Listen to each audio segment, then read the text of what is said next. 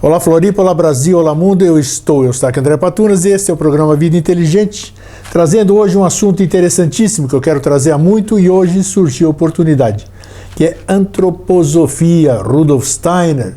E para isso eu convidei a Isabel Cortesi, né, Isabel? Cecília Cortesi, a pronúncia agora está certa? Tá. Italiana? Isso. Não. Que vai nos falar sobre todos esses temas, antroposofia, Rudolf Steiner, o método Waldorf de educação, medicina antroposófica, então é isso aí.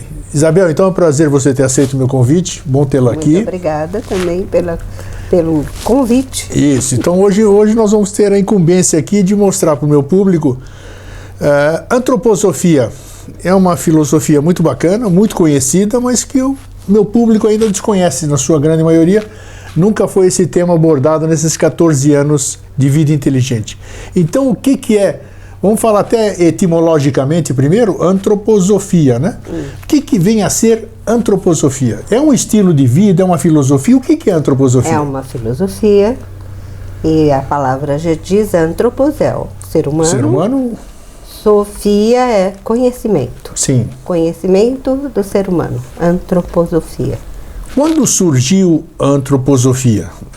Vamos falar também do seu idealizador, do seu fundador, criador? Podemos usar esses termos ou não seria os termos apropriados? Aquele que trouxe. Aquele que trouxe, perfeito. Rudolf Steiner, vamos falar um pouquinho dele. Quem foi Rudolf Steiner?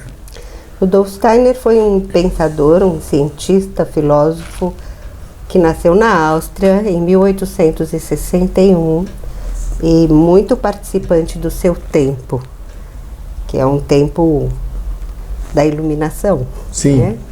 E da descoberta de muitas coisas e da ampliação do conhecimento do ser humano na área científica. E ele era um acadêmico, uma pessoa que trabalhava no meio científico-filosófico da época.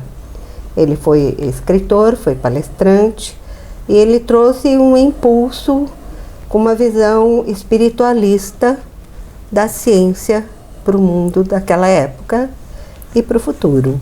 Você tem ideia no que ele se baseou, nisso que você conhece Rudolf Steiner? O que ele estudou, vamos dizer, para depois... Ou é uma coisa nata? Claro que muitos de nós, a gente vem com tendências, né? Vem com uma série de coisas. Qual foi a história do Rudolf Steiner? Então, ele foi um rapaz que veio de uma família simples. O pai dele era um cuidador de estação de trens. Olha. Na Áustria, mas ele, como menino, logo percebeu que ele tinha percepções que as outras pessoas não tinham.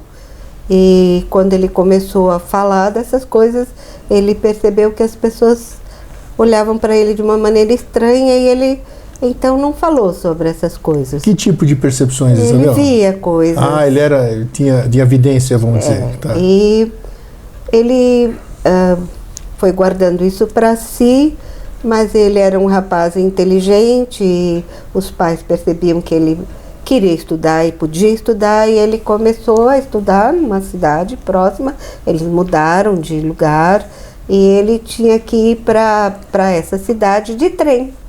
E nesse trem ele encontrou um homem. Opa. Que era uma pessoa que coletava ervas, tinha conhecimentos. Um fitoterapeuta, vamos dizer. E ele percebeu que esse rapaz, esse jovem, tinha também a mesma coisa que ele.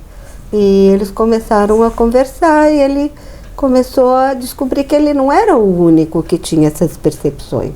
Esse homem que lidava com ervas também tinha o dom? Na escola, como estudante primário, ele teve um professor que ele gostava muito, que era professor de matemática e geometria, que emprestou para ele um livro de geometria. Sim. E com a geometria ele conseguiu entender o que ele via e o que ele sentia. Então, com a projeção geométrica, ele teve uma ampliação de conhecimento. E daí para frente ele entrou na área da ciência e foi ampliando o seu conhecimento. E quando adulto, ele conheceu a sociedade teosófica, Teosófica, muito bem. Bem lembrado Helena isso. Blavatsky, Annie Pesant, e ele Perfeito. entrou para a Sociedade Teosófica e começou a dar palestras e espalhar o conhecimento dele nessa área também.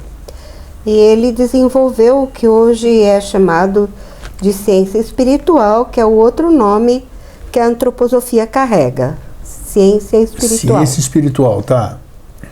E ele continuou nesse caminho, mas para ele era muito claro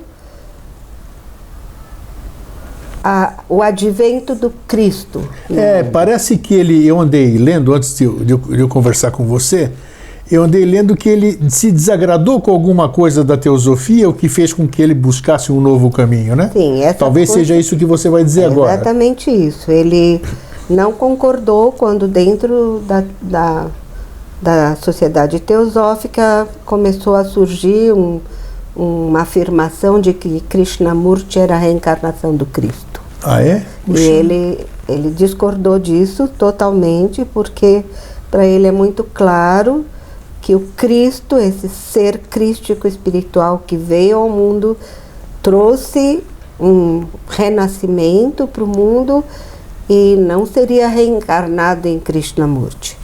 E ele rompeu com a sociedade em função teosófica, disso, era uma coisa que ele não concordava, ele não podia permanecer em algo e aí que... ele viu que foi buscar o seu caminho. Era para o mundo ocidental, a figura crística era fundamental. E para o mundo, como a Terra, como um ser, um organismo vivente, essa vinda, esse advento do Cristo e o advento do Calvário e a ressurreição tem uma importância fenomenal para que a vida continue se desenvolvendo na Terra. Ele falou alguma coisa, deixou alguma coisa registrada nesse sentido, Tem Rudolf Steiner? muitas coisas registradas.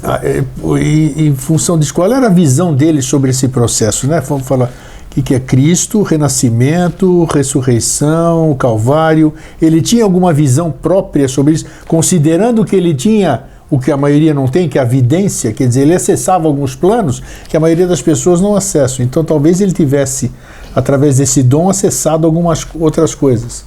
Então, o que eu posso falar é que ele trouxe muito claramente que esse momento para a Terra, como um organismo vivo, foi um momento do mundo espiritual trazer essa força crística, esse impulso crístico de reviver para o mundo terrestre e para o ser humano, e com essa visão desse amor, o amor crístico, e o ser humano a partir daí se ver como indivíduo, como ser individual, através da sua própria consciência, reconhecer o outro como um irmão.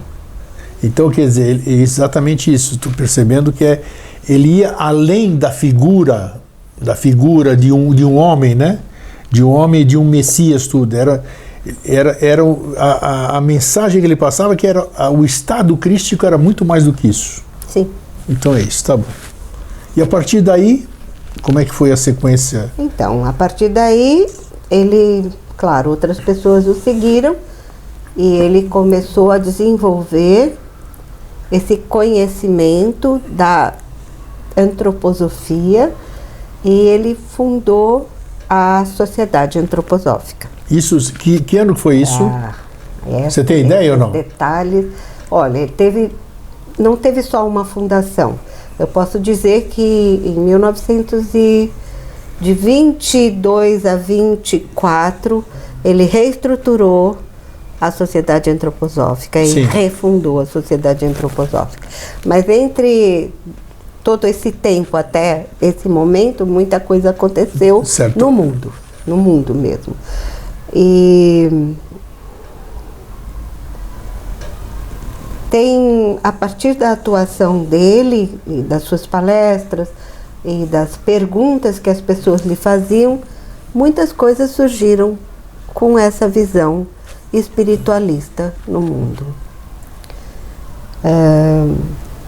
Entre elas, a pedagogia Waldorf, o movimento da trimembração social, a agricultura biodinâmica, o movimento artístico com mudanças profundas, movimentos filosóficos, a medicina eu já falei. Não, mas vai falar ainda. Você falou a medicina antroposófica. Nós vamos falar um pouquinho de tudo.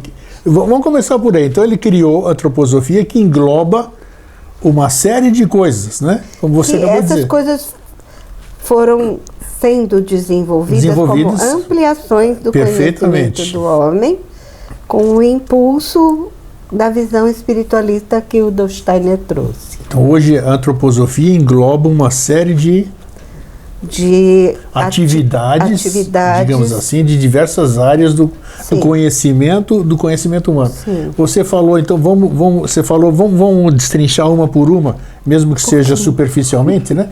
O que você falou então? Começando por onde? Então vamos começar pela medicina. Tá. Medicina antroposófica. O que é a medicina antroposófica? Então, a medicina antroposófica, na verdade, é uma ampliação da arte da cura. É uma ampliação do conhecimento da medicina.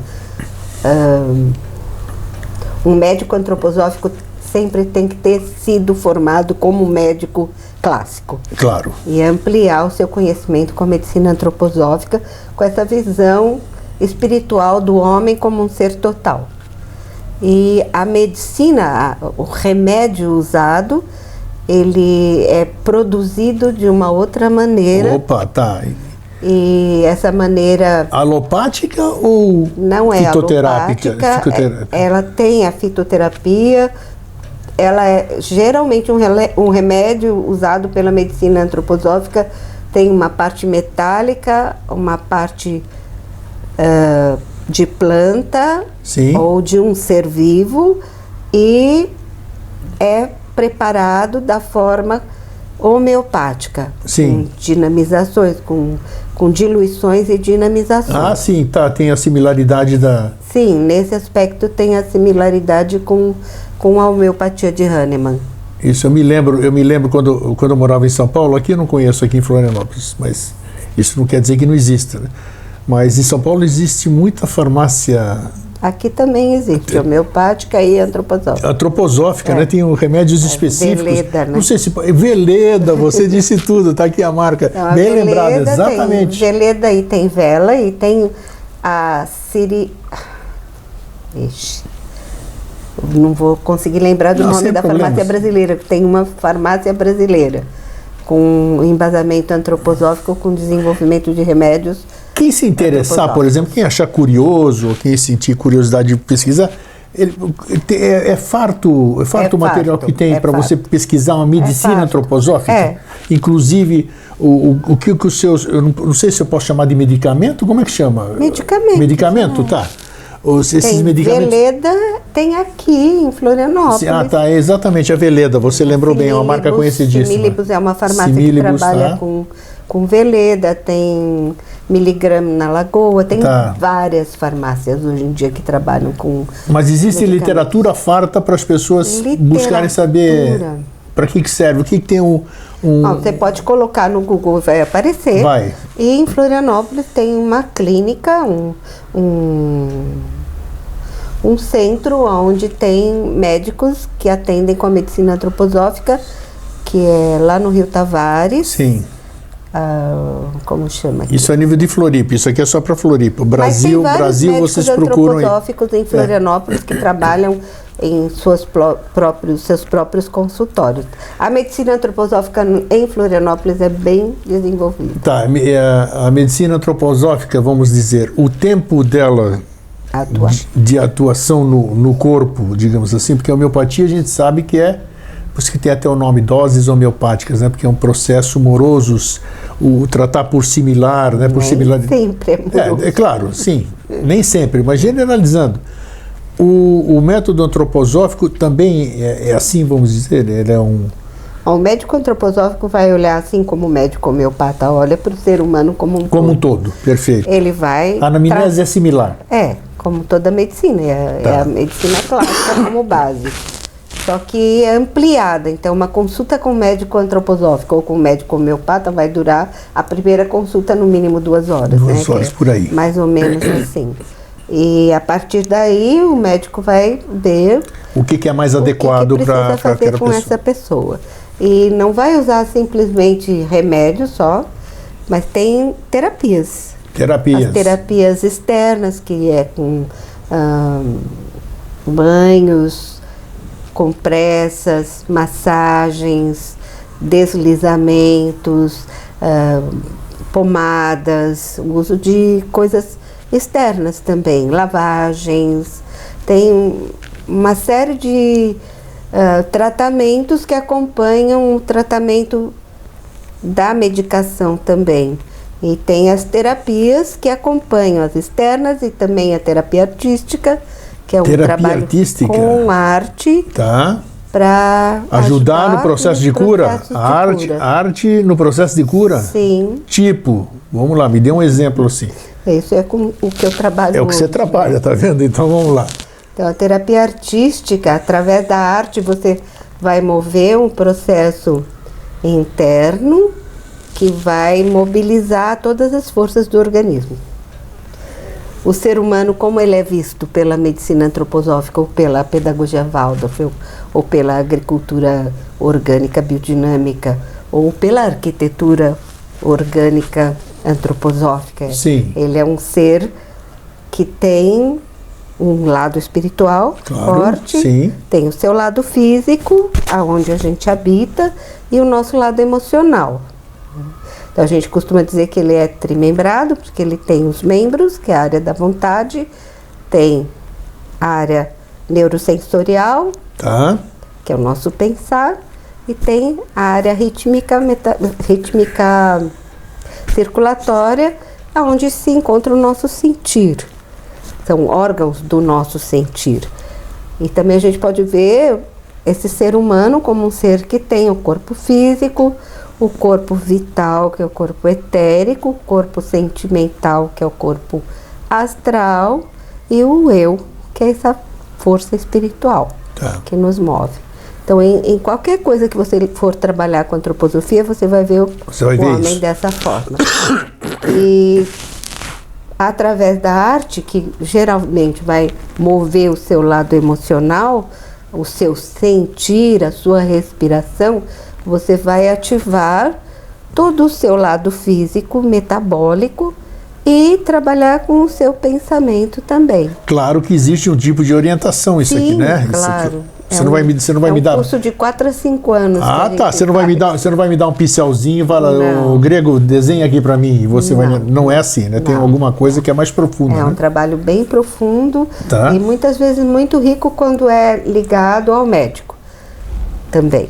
Um médico antroposófico tem acesso a um terapeuta artístico e eles podem trabalhar juntos. E vocês fazem isso, vocês trabalham em equipe, é multidisciplinar, vamos dizer, o tratamento. Mas também pode ser sozinho. Individual, tem região que não tem um médico e tem região que não tem um terapeuta, mas se tem, é melhor que seja junto. Poxa, deve ser interessante, né, porque a gente ouvindo falar, a gente não faz ideia, né? Claro, existem terapias para pessoas, estou falando generalizando, para depressão, para certas síndromes. Tem terapias como é que se diz? De grupo, que as pessoas desenham, soltam sua criatividade e ajuda isso aqui. Mas o que você está me dizendo parece que é uma coisa mais profunda, mais dirigida e mais específica, digamos assim, né? Quem tiver interesse em saber como é que é o nome disso, então como é que é o nome dessa? Terapia artística. Terapia artística dentro da antroposofia.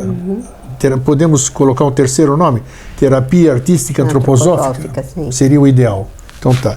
Existe, se alguém pesquisar sobre isso, vai achar alguma coisa? Vai, é em Florianópolis isso.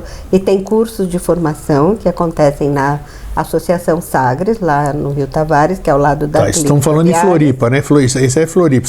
Cada um que mora na sua cidade procura essas mesmas informações no seu estado, na sua cidade.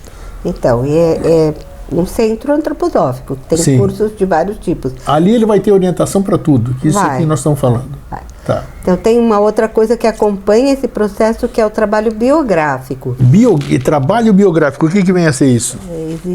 Existe uma formação, que é uma formação que chama aconselhador biográfico, Tá. que olha para o ser humano na sua história de vida. Sim. Isso vem também do Rudolf Steiner, que vê o ser humano se desenvolvendo em etapas de 7 anos. Ah, os setenários que a gente chama. Setênios, isso. Setênios, isso, tá. Isso. Então, Muito interessante isso. um Isso eu já li. aconselhador Muito biográfico, ele interessante. vai ouvir a pessoa, por exemplo, está com um momento de não saber para onde vai se dirigir na sua vida particular, o que ele tem várias possibilidades e ele precisa decidir se ele vai para a Grécia ou vai para São Paulo, por exemplo. Sim, claro. Está numa crise e qualquer processo crítico de si mesmo, ele pode pedir, então, ajuda para um aconselhador biográfico, vai sentar com ele vai contar a sua história e eles dois vão analisar os processos e talvez vai conseguir ver e dar um encaminhamento Bacana, então, para as suas questões. O Rudolf Steiner, ele criou um método. Tudo isso aí tem uma... Não ele criou um método. Sim, a equipe. Sei lá. As pessoas chegavam para ele, ele morreu em 1925. 25, tá. Então as pessoas chegavam para ele e perguntavam: como que eu posso tornar a medicina viva? Mais viva? Tá. E aí ele começava a trabalhar com essa pessoa. E essa pessoa começava a desenvolver um processo. Então, teve uma médica que acompanhou o Steiner muito de perto, que é a Ita Wegman, e que começou a desenvolver esse processo da medicina, e a ela se juntaram muitos outros médicos. E Sim. realmente hoje existe um método. Ele foi sendo desenvolvido. Mas isso que eu quero dizer, tudo dentro de uma filosofia. Sim. Que o Rudolf Steiner passou. Sim. Existe uma base. Sim. Com essa visão. Existe um alicerce. Um alicerce para que depois você edifique em cima daquilo. Sim. Então é muito interessante isso. Assim como a pedagogia Waldorf. Sim. Nessa época que eu falei da trimembração social... O que é isso também? Vamos traduzir. Como é que é? Trimembração social. Trimembração social. Vamos lá, o que é isso? A gente pode dizer que é uma maneira de olhar para todo o trabalho social. O ser humano dentro de um trabalho social. Seja ele empresarial, ou agricultura, ou padaria, ou essa empresa também. Tudo, claro. Sim. Que é você olhar para a atuação do ser humano no mundo social, ou no mundo político, inclusive. Onde a gente vai olhar fraternidade, igualdade e liberdade de uma forma diferenciada, não como na Revolução Francesa. Sim. E nesse processo da trimembração social, também existem pedagogos sociais que trabalham com essa, que são coaches ou são... Também existe uma base, sim, né? Uma base de onde você sai para... Isso, onde o homem vai encontrar no outro homem um irmão, onde ele vai desenvolver um processo de fraternidade e vai trabalhar com justiça nesse processo. E se a gente fosse simplificar, muito simplificado, começa uma determinada iniciativa com esse embasamento e as pessoas pensam, e agora, como a gente vai fazer com a nossa distribuição econômica aqui?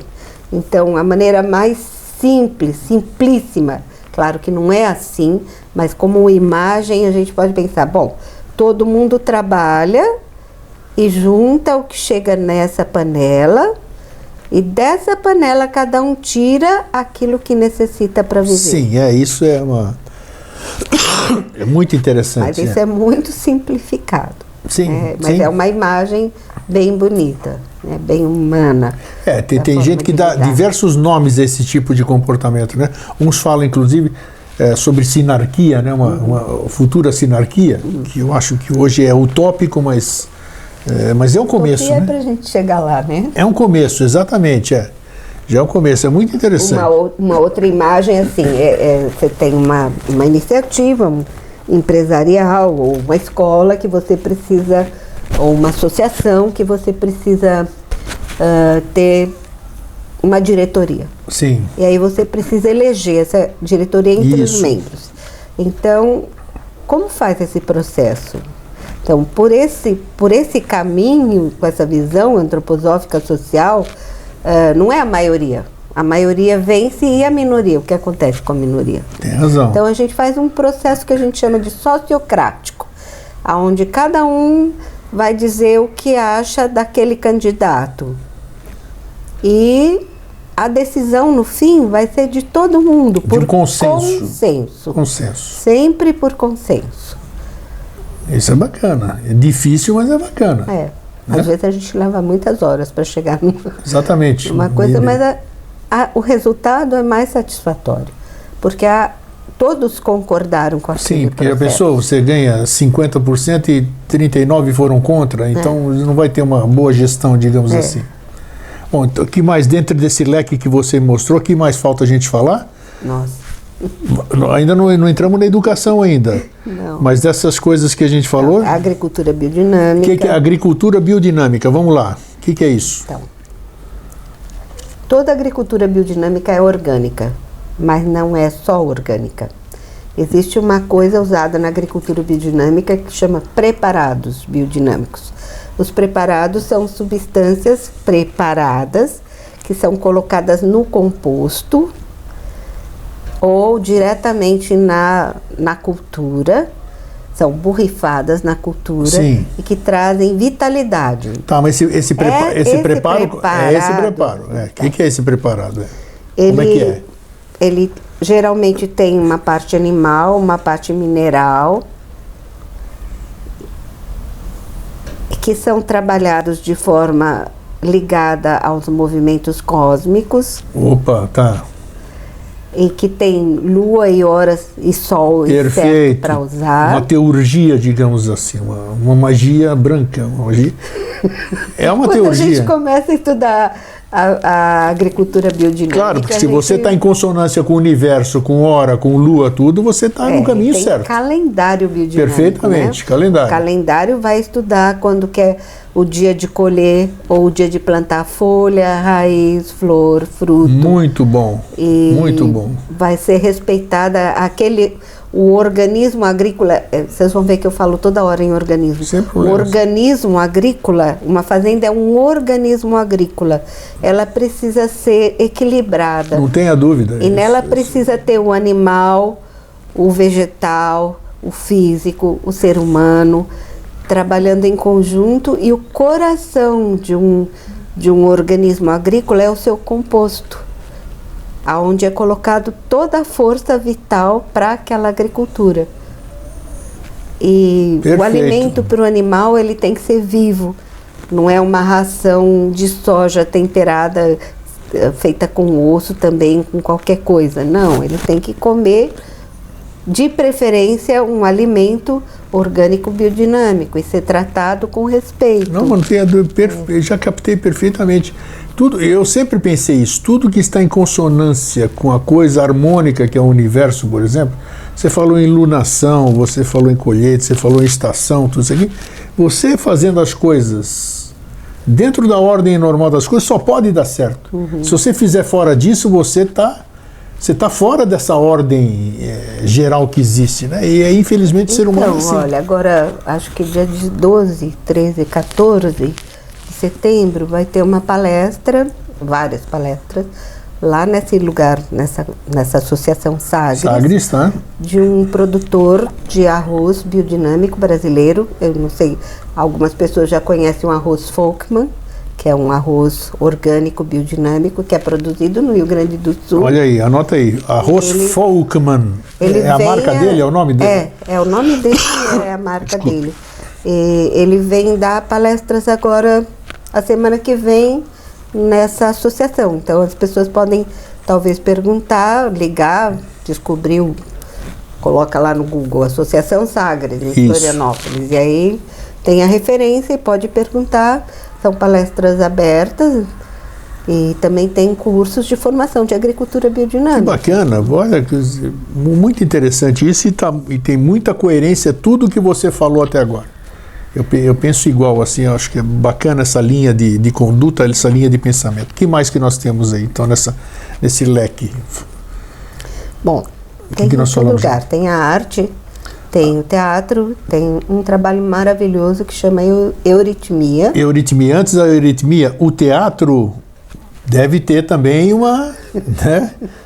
Deve ter um enredo, vamos dizer, pré-programado, vamos dizer, daí você pode partir para fazer. Na verdade, o teatro eu vou entrar na escola Waldorf. Claro, daqui a pouco a gente vai falar sobre ela. Então, numa escola, já vou falar. Sim. A escola Waldorf trabalha com teatro desde que as crianças são bem pequenininhas. A gente teatraliza muito. Normal, como qualquer teatro. Mas tem objetivos, claro. Sim, você não vai fazer eu me portar como lobo mau, por exemplo. Vai. Pode ser? Pode. Tá, porque ele deve ter Ele alguma... é importante também. Ok. Né? Então, o teatro entra como uma ferramenta para o trabalho social dentro de uma sala de aula. Mas não só social, é espiritual também. Sempre é espiritual também. Então, dependendo da idade, e isso vai cronologicamente, Tá. a gente trabalha diferentes formas de atuar. Técnicas, né, digamos. Não só técnicas, Tem como também. conteúdo também. Conteúdo também, Então, claro. Uma classe de 8º ano, numa escola Waldorf, sempre apresenta um teatro. E geralmente é Shakespeare. Oh, bacana. Quando eles estão dos 14 para os 15 anos, que é a entrada desse mundo astral, da astralidade e do amor, do primeiro grande amor, de uma maneira muito pura. E o Shakespeare traz isso de uma maneira muito pura. E nessa idade que essa não é mais uma criança, é um jovem, entra, ele já tem vergonha de mostrar os seus sentimentos. E com o teatro, ele pode vestir diferentes personagens e colocar seus sentimentos para fora sem se expor. Ele, o indivíduo perfeito lá dentro dele, não está se expondo, está expondo sentimentos variados e está trabalhando em si esses sentimentos variados junto com a classe. Não é só ele, é a classe como um todo. Pelo que você está me falando, vê se eu captei aqui, vamos dizer, eu me visto de um personagem, mas eu sei o que eu estou representando, né? Sim, você sabe que está representando, mas os outros não sabem se aquilo Perfeito. Uma representação ou é você expondo o seu sentimento. E isso é muito importante. O jovem poder manifestar os seus questionamentos sem expor a sua própria alma. Perfeito, entendi, claro. Ele está na idade do grupo, mas ele é um indivíduo, ele se reconhece como indivíduo. E no grupo ele pode se fantasiar. Perfeito, para passar a sua mensagem. E ele trabalha isso num movimento social da classe, com um professor muito interessado no desenvolvimento de cada indivíduo e na peça como um todo. E aí, no 8º ano, esses jovens, ao longo daquele ano todo, trabalham em todas as matérias aquele assunto. Inclusive, eles trabalham fazendo, construindo as suas roupas. Olha que bacana. Construindo todo o cenário. Sim. Junto com os professores, muitas vezes. Criando roteiros ou não? Criando falas. também? Música, trabalhando a música, os instrumentos. É muito, muito. Então você não cerceia a criatividade de ninguém. Você não deixa cerceia, mas está acompanhando. Está acompanhando, perfeito. Que bacana. Com todo um cuidado, um respeito e vendo esses seres desabrocharem. Olha, deve ser maravilhoso. E aí no 12º ano, que é o último ano do ensino médio, de novo se apresenta, ou no 11º, um teatro, e aí eles já deram aquele passo, eles estão saindo da escola, eles estão do grupo aparecendo o indivíduo. É uma outra história. Que bacana. E muitas vezes aí o teatro do 12º ano é um teatro que pode ser Shakespeare ou pode ser qualquer coisa. Geralmente é mais uma coisa mais moderna, mais crítica. E foi esse ano Foi esse ano, foi. Acho que foi no início do ano, o Anabá, a escola Anabá já tem o ensino médio. Sim. E eles apresentaram uma peça que chama O Rinoceronte. Olha. É bem moderna, super moderna e muito crítica. E é muito interessante. Eles, de novo, vão fazer tudo, e aí eles fazem tudo mesmo, porque já não precisam mais da ajuda dos pais, eles são capazes de costurar e criar, e eles têm muito mais liberdade, cuidada ainda, né, mas é muito mais, e eles manifestam tudo o que eles querem manifestar da forma melhor possível. Que bacana. Que bacana. Mas isso já começa lá no Jardim de Infância. Não, mas você já vai falar já. Eu quero saber, eu quero fechar com a euritmia que você falou? Euritmia. Euritmia. Olha só, o que vem a ser euritmia? Não, como grego. É. F é o meu próprio ritmo, o que seria? É, também. Mas a euritmia é uma arte do movimento. Arte do movimento, tá. Então, tem pessoas que dizem que a euritmia é o balé antroposófico. A euritmia é você colocando através do seu corpo, do seu movimento, o que o som representa. Opa!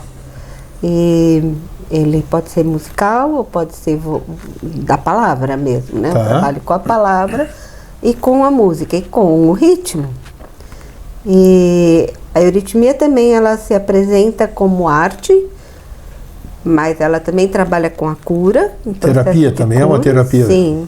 E educacional também. Então acompanha a escola através da euritmia, conforme o ano das crianças. Então, o exemplo de euritmia, só para as pessoas poderem visualizar aqui, hipoteticamente. Nossa! Por exemplo. Vamos lá. Bem simples. Sim, né? bem simples isso. As letras, o som das letras, elas intuitivamente a gente sente. Por exemplo, você pede para uma criança fazer o A, ela vai fazer A. Sim. Essa abertura do A. Isso é euritmia. Ah, entendi. E, o E fecha. Então você faz o movimento de fechar. I, vai lá para cima. O O tem essa coisa do englobar. E o U tem essa coisa da profundeza. Em qualquer língua. Você foi feliz na explicação. Em qualquer língua. Sim. E isso são movimentos eurítmicos. E o próprio tom, né? A própria nota musical te dá essa mesma visão, né? As notas também te dão essa mesma... Elas movimentam em você o seu corpo vital e o seu corpo emocional. E na euritmia isso se torna visível pelo uso dos movimentos que o artista faz, mas ele também usa uma roupagem que ajuda a mostrar. Sim. Então ele usa cores nessas roupas e véus. Tem véus de diferentes cores. É muito lindo. Imagino. É muito lindo. E é terapêutico isso também? É terapêutico. Que bacana. E tem terapeutas aqui em Florianópolis que trabalham com euritmia também. Vai anotando o nome, euritmia. Vê lá onde, na cidade que você mora. Tá, agora vamos entrar no que eu quero saber também agora, na questão da educação Waldorf, que se escreve com W, né? Mas como ela me disse que é em alemão, não é Waldorf, é Waldorf. Nos Estados Unidos é o Waldorf. Nas línguas, então, nos países de língua inglesa, eles falam Waldorf. A Isabel é a fundadora em Florianópolis, em Santa Catarina. Sim, mas você foi Fui a primeira. A primeira, então, ela trouxe aqui a escola, podemos chamar assim, a escola antroposófica, que tem o nome de Anabá. Por que Anabá? Quem é Anabá? É um nome? O que é? Um símbolo? Tem algum... Anabá é um nome que nós criamos. Criaram? Esse grupo criou, mas ele é baseado na língua tupi-guarani. Aba, quer dizer a alma do homem. Olha que interessante. Ou a alma da consciência. Então... A gente juntou duas palavras. Então, mas ela não deixa de representar isso. Sim. Então repete aí o que significa. Anabá. Anabá. Sim. É a alma do homem ou alma da consciência. Homem e consciência é a mesma palavra. Que interessante. Então o nome da escola aqui em Florianópolis é como? Anabá. Anabá. Escola Anabá, como é que é? Escola Waldorf Anabá. A escola Waldorf Anabá. Muito bem. Qual é a diferença Não é a única escola Waldorf em Florianópolis. Claro, vamos falar dela especificamente, que é o que você ajudou a fundar, como você disse, e na qual você está ligado até hoje, né? Claro. Estou ligada de coração. De coração, né? Então. Qual é a diferenciação, qual é a diferença do estudo antroposófico? Uma escola antroposófica, no que ela se diferencia das demais escolas e o que ela insere no seu currículo? O currículo é normal, né? Tem que ser... É ampliado. Ampliado. É normal e ampliado. Normal e ampliado, normal a sim. gente precisa ter... Sim, mas tem o fundamental, tem o médio, tem tantas essas coisas. Então, como é que começa uma criança cujos pais são antroposofistas? Antroposofista não existe? Antropósofo, tá? Mas antropósofo. A gente usa antropósofo. Ok. Os pais são antropósofos. Vou levar meus filhos para fazerem formação em escola antroposófica. O que significa isso? Primeiro, não precisa ser pai antroposófico. Sim, não necessariamente. A maioria dos pais, uma escola antroposófica não é antropósofo. É mesmo? Interessante, tá. São pessoas... Então, mas o que leva elas, o que as leva a ver que a escola Waldorf apresenta um resultado muito positivo nas suas crianças e nos seus jovens, nos jovens adultos que vão para a universidade também. E quando a gente visita uma escola Waldorf, é muito interessante a primeira vez que a gente chega numa escola Waldorf. Primeiro, pelo tipo de sons que a gente ouve, assim, é a minha experiência quando eu conheci, né? Se você chega de manhã cedo numa escola Waldorf, você vai passando de sala em sala, você vai ouvindo música. Flauta, lira ou canto. As pessoas cantando. Depois você ouve barulhos estranhos, como bater pé, bater palma, pular. De repente você vê um grupo sair correndo com um adulto na frente, subindo coisa, descendo coisa, corre pelo pátio, pula uma pedra, sobe outra, desce e voltam para a sala. E depois um silêncio. Depois de uns 15 minutos, um silêncio na escola toda. Aí você fica, nossa, o que aconteceu? Sim. Né? E depois é uma escola normal, porque chega na hora do recreio, sai aquela criançada correndo, uma bagunça brincando, como toda escola, e na hora da saída a mesma coisa. E você vê os adolescentes, como qualquer adolescente de qualquer escola, com as roupas escuras, com piercing, pintura, normal como qualquer escola. Mas aí você vai conversar com eles e você percebe que aí tem uma diferença. Tá. E como é que é o começo? Tem então, educação infantil? Eu tenho um filho pequenininho e de repente a minha situação, eu e meu marido, eu e meu companheiro, temos um bebê e nós dois precisamos trabalhar e não tem família por perto. O que eu vou fazer? Bom, vou pôr numa creche. É o que a maioria das pessoas tem que fazer, pôr numa creche. Existe creche antroposófica? Não sei se existe creche antroposófica, mas eu sei que existe já berçários em alguns lugares que recebem bebês por pura necessidade dos pais, porque esse não é o ideal. Mas recebem. E tem maternais. Quando eu comecei não tinha maternal, tinha jardim de infância. Sim. Então, o jardim de infância já começou lá na época do Steiner, pela necessidade das pessoas trabalharem e não terem com quem deixar seus filhos. Então, a sugestão dele, ela não foi a primeira coisa que foi criada na escola. Primeiro foi criada a escola, o grau, né? Sim. Primeiro até o 8º ano. O jardim de infância precisa ser a casa. Então, o jardim de infância Waldorf é uma casa, com as coisas primordiais de uma casa, com as atividades primordiais de uma casa. Fazer pão, lavar roupa, varrer, cuidar da casa, cuidar das plantas, cuidar dos animais, se tiver a chance. É mesmo, de já ter desde animais. pequenininho? Essa que é a coisa. A professora é a mãe da classe. Tá, olha que Às interessante. vezes ela tem uma ajudante. Claro. Ou um ajudante, Sim. ou tem um professor, que é o pai da classe. Sim, Tem professores sim, de muito, jardim muito que interessante. são homens. E ela vai desenvolver na sua classe as habilidades que ela tem de classe, além das habilidades que são as habilidades para o jardim. O jardim vive dentro de um ritmo. Tudo na educação é ritmo.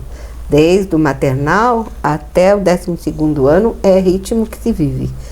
Cada um de um jeito, mas é um ritmo. Então, no jardim, o que a gente tem? A gente tem o grande ritmo, que é o grande ritmo do ano, que tem os seus pontos principais no Brasil, por exemplo, com as suas festas anuais, Sim. as festas cristãs, que a gente vive num país laico, mas que é cristão, Sim. onde a gente tem primeiro o carnaval, que é nas férias. Então hoje já nem sempre é nas férias, se já começaram as aulas, se comemora assim o carnaval, muito vivo o carnaval antigo, com as músicas antigas de carnaval, até com músicas modernas, com fantasia, tem um dia de brincadeira de Confete, carnaval. serpentina, essas coisas todas? Também, se for possível fazer Sim. uma coisa de árvore, de folhas, uma coisa Sei. mais orgânica e mais sustentável Entendi, possível, claro. né? Essa preocupação sempre acompanha. E aí, depois do carnaval, vem a quarta-feira de cinzas e começa a época da quaresma, que é vivenciada também até a Páscoa. A Páscoa é uma grande festa, né? Isso no jardim Deixa eu é fazer um muito parênteses vivo. nisso aí que você está falando. Como é que é visto dentro da antroposofia a questão religiosa É livre. livre? É. Ninguém induz ninguém a nada, ninguém ensina ninguém a A nada. escola Waldorf é uma escola cristã, Cristã, tá? mas cada país tem a sua forma de lidar com isso. Tá. E não há um direcionamento para a igreja católica ou evangélica, também judaica ou maometana, ou não. Todos Qualquer todos credo são religioso, respeitados. vamos dizer, vai se dar bem dentro de uma escola Waldorf. Se os pais concordarem, sim. Perfeito. Porque às vezes a gente tem situação de crianças de um grupo evangélico, onde os pais têm muita dificuldade de aceitar que tem um quadro na sala do jardim de infância de uma Madonna. Entendi. De Rafael. Entendi. Porque aprende na igreja evangélica que não se adora ou cultura santos. Perfeito. E a professora tem que ter a capacidade de explicar que aquilo não é um culto à Virgem Maria. Não, é uma obra de arte. É uma obra de arte, Perfeito. mas com a qualidade maternal. Perfeito, perfeito. Para a criança e para o professor, nessa faixa de idade é importante. E sim, a gente acende uma vela porque a gente alimenta o processo de veneração e de quietude para as crianças aquietarem-se. Acende uma vela quando vai contar uma história. Sim, toca um instrumento, canta. Sim, mas não é um devocional. momento de culto. Nada, exatamente isso. Não tem um culto ali. Uma conotação. Tem uma isso veneração? Tem, mas nada a ver com religião. Perfeito, era isso só que queria esclarecer. Então, o que é a Páscoa, né, num jardim Isso. de infância? A gente vai comemorar depois do domingo da Páscoa. Vai o coelho passar lá, sim. Vai deixar o ovinho que as mães fizeram. Claro. Houve um processo. Essa fantasia é necessária. Vão até. pintar as casquinhas de ovos. Essas casquinhas vão estar preenchidas. Aqui é muito tranquilo com amendoim doce, que a gente tem o hábito aqui de fazer, já é cultural. Outros lugares vão ter outras coisas. Vai ter a borboleta. O que é importante no jardim passar? Antes da Páscoa, as crianças fazem rolinho de lã, pendura nos galinhos, tem uma árvore, numa mesa, que a gente tem uma mesa de época bonita, assim, para ter as coisas da época. E quando chega na segunda-feira após a Páscoa, aqueles rolinhos viraram borboletas. Que bacana, para mostrar. Essa é a imagem do que a Páscoa traz. Isso, o renascimento. Esse renascimento. Isso. Ninguém explica isso. não é explicado para uma criança, só tem a vivência, né? Então essa é a Páscoa. Depois tem as festas juninas. E aí vivencia-se a festa junina. Tem o civismo depois também da independência? Não. Não tem? Não. Por isso não é. Você pode criar isso a partir da escola. A partir da escola, tá. Mas no jardim, não. Ah, vocês estão falando de jardim, tem razão, tem razão. E depois tem as férias, a volta das férias. Mas a gente vivencia junto com essas festas as estações do ano. Porque a criança pequena, ela vive mergulhada no seu envoltório. Então ela vive o que está acontecendo na natureza, se a gente presta atenção. E o professor Waldorf, trabalha junto com os pais da classe, para que eles também tenham consciência para trazer a mesma coisa que eles estão vivendo na escola para casa. Para ter essa quietude, a gente precisa saber que a criança pequena, ela tem um momento de expansão e um momento de recolhimento. Sem dúvida. Um momento de expansão, um momento de recolhimento. Isso é respeitado.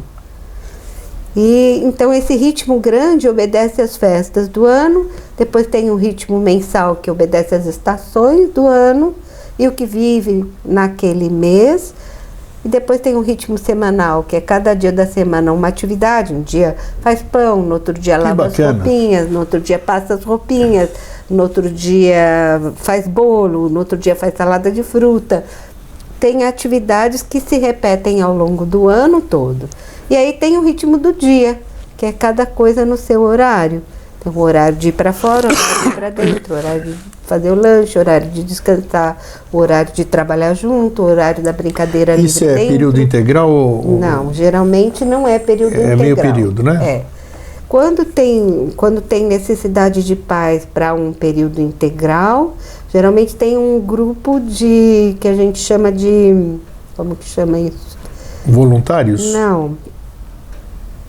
O contraturno, onde ficam crianças mais livremente, as maiores com algum que está ajudando a fazer lição, as crianças pequenas. Entendi, claro. É recreação, grupo de recreação. Tá. Geralmente numa escola Waldorf o jardim funciona de manhã, a escola toda, básico é de manhã, mas tem escolas que têm os jardins à tarde pela necessidade dos pais. Tá, os outros graus, além das matérias normais, existem algumas que eu poderia chamar, vamos dizer assim, complementares? Como é que é? Como é que é o currículo de uma escola Waldorf? Não, em princípio ele obedece o currículo oficial. Sim. Mas ele é trabalhado de forma diferente. Então, o primeiro grande problema é que um professor Waldorf sabe que a criança está madura para aprendizagem intelectual, para usar a sua memória, a força da memória, a partir de que ela trocou seus dentes. Os dentes começam a ser trocados. Antes era por volta dos 5 anos, hoje já tem criança muito mais cedo trocando dente. E várias coisas orgânicas acontecem por volta dos 7 anos que mostram que essa parte da força de desenvolvimento está liberada para poder aprender a ler e escrever. Então, uma das coisas é a criança poder conseguir com a mão segurar aqui a ponta da orelha. Isso só depois que a criança está madura, neurosensoriamente e fisicamente. Olha que interessante. E hoje em dia tem uma pressão para que se comece a alfabetização aos 5 anos de idade. E para quê? Então, a escola Waldorf não começa a alfabetização aos 5 anos de idade e, preferencialmente, a criança deveria entrar no primeiro ano com 7 anos, ou no ano que completa 7 anos, sim. E não antes, mas é bem difícil hoje por causa da lei, e tem escolas que conseguem, tem escolas que não conseguem, tem pais que aceitam e tem pais que não aceitam, tem todo tipo de pais, claro, né?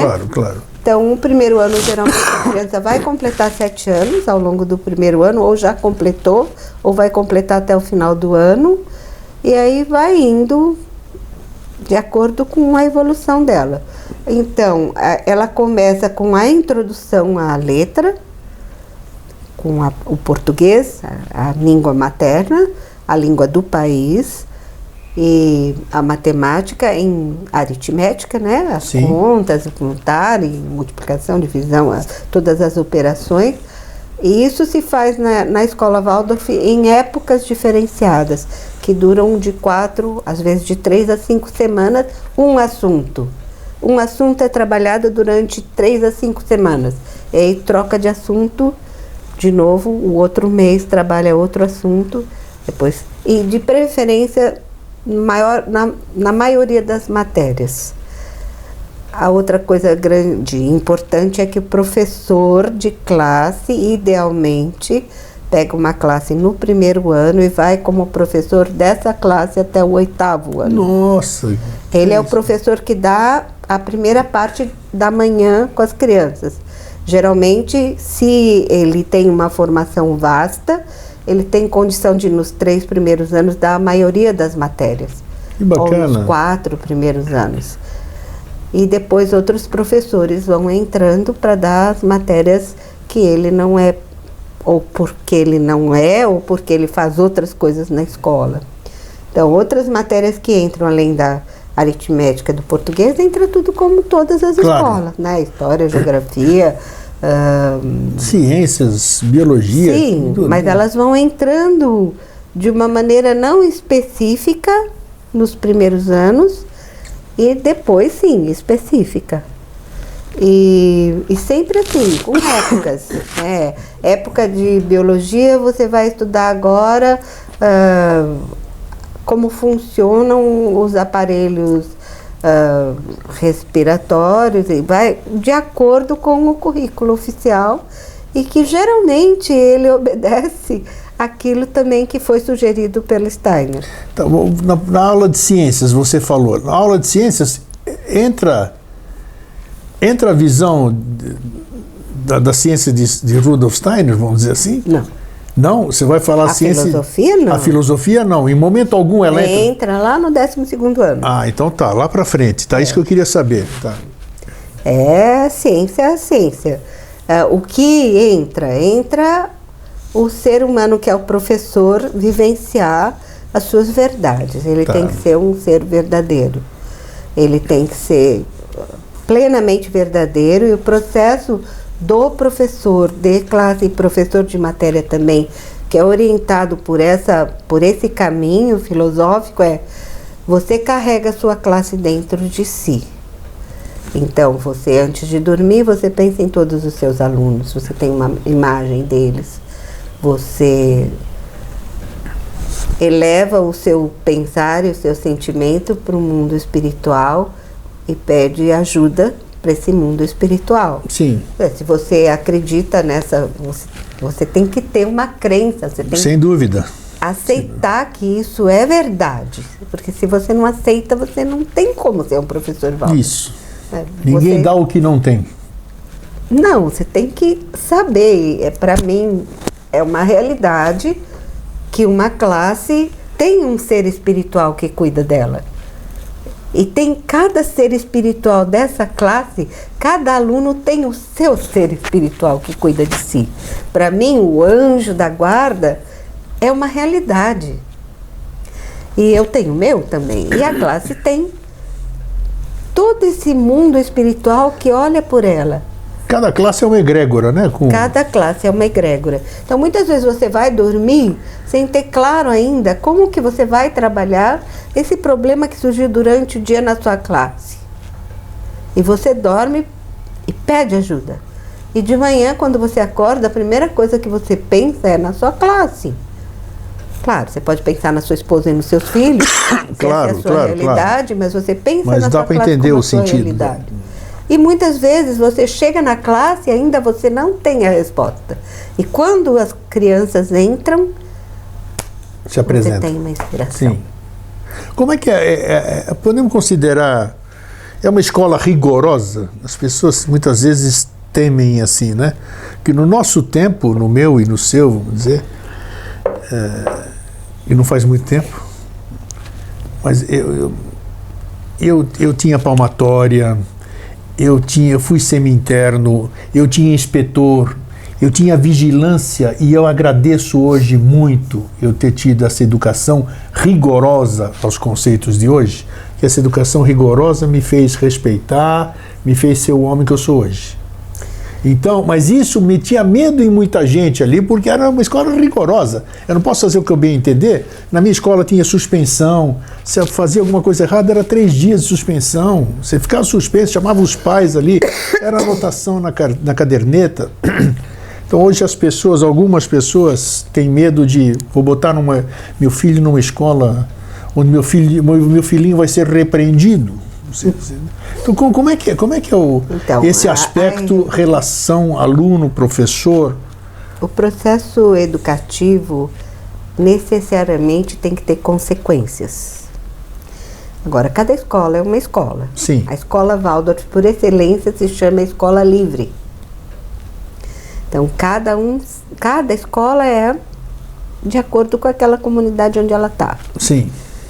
E, sim, existe cobrança, existe disciplina, não como essa sua, mas existe o aprender que o que você faz tem consequências. Muito bom. Consciência. Quando você é pequeno ainda não é consciência. Sim. Né? A criança aprende por imitação, muito, até Exemplo, pelo né? menos os 9 anos de idade, ela aprende por imitação quase direto. Então você tem que estar consciente de si como alguém que eles estão olhando. Eles estão olhando. E eles vão fazer o que você faz. E você sabe disso. E se você consegue ser íntegro, dificilmente você não vai ter a classe nas mãos. Então, o professor, ele precisa ter a sua classe nas mãos. Isso quer dizer o quê? Você precisa ser o maestro da sua orquestra. Sem dúvida. Tem que reger bem. E tem que reger bem. E precisa reger bem. Agora, o que é rigoroso para um não é rigoroso para outro. Sim. Né? Então, isso é muito importante, os professores trabalharem muito juntos, porque quando começa a entrar professor de matéria, muitas vezes o professor de matéria tem dificuldade com uma classe que, na mão do professor de classe, é maravilhosa. Quanto mais maravilhosa na mão do professor de classe, mais difícil ela é para o professor de matéria. Não tenha dúvida. Claro. Então, o professor de matéria tem que conseguir conquistar a classe também e ser ele o maestro na hora da sua aula. E para isso vai ter que ter consequências. E o corpo docente, ele se reúne com frequência, troca muita experiência. É, né? Muito importante. Toda a escola Waldorf no mundo inteiro se reúne os professores na quinta-feira. Olha que bacana. Tá vendo? É uma egrégora mundial. É isso aí, claro, tá todo nesse dia. E a coisa mais importante é que esse ano é o aniversário de 100 anos da primeira escola Waldorf. Tá vendo? As causalidades aqui, eu nem sabia disso. É o dia da festa. Que dia que é? Então, a primeira escola Waldorf, essa história é muito interessante.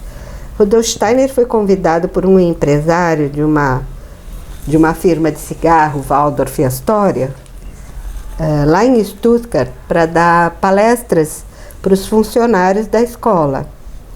E isso foi 2018, 2019, então é fim da Primeira Guerra Mundial.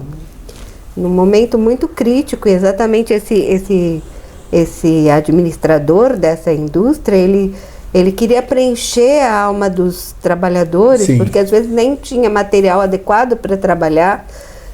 E ele convidou esse Dr. Rudolf Steiner a dar palestras e dar cursos para os seus funcionários mesmo, do mais simples ao mais elaborado. E ele deu muitos cursos para esses funcionários. E os funcionários gostavam, mas eles falavam, puxa vida, nós somos adultos, né? Não conseguimos mais mudar muitas coisas. Será que não seria possível fazer uma escola para os nossos filhos com orientações como essas? Olha. E esse senhor, então, convidou o Steiner para fazer uma escola. Por isso que vem o nome do Waldorf. Por isso que é o nome Waldorf. E ele, então, durante 2 semanas, 3 semanas, ele organizou um grupo de professores e treinou esse grupo de professores e eles começaram essa primeira escola num ex-restaurante, era um lugar que não estava nem pronto. Interessante. Então eles fizeram uma festa de inauguração num domingo, que foi dia 7 de setembro. Olha só que interessante. As aulas não começaram na segunda, porque não estava tudo pronto, mas a festa da inauguração... A data alusiva é 7 de setembro hoje eles vão comemorar 1919, Agora, esse ano eles vão comemorar no dia que começaram as aulas, mas esse eu não lembro qual é o dia certo. Tá, mas o importante é isso, oficialmente isso vai ser assim, comemorado no mundo inteiro, já está sendo comemorado o ano do centenário da primeira escola Waldorf. Que bacana.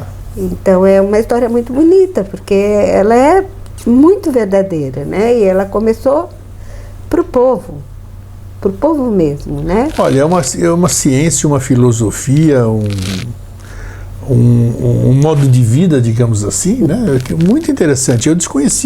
Eu conhecia superficialmente o que a gente lê, né? O que a gente lê, mas nunca tinha tido alguém da própria antroposofia para poder explicar. Você foi muito feliz. Te parabenizo, né? Foi muito bacana a gente ter conversado sobre isso tudo. E para quem... Aqui você vai ver no rodapé aí do seu monitor o endereço da Escola Anabá, para você manter o contato, se tiver interesse.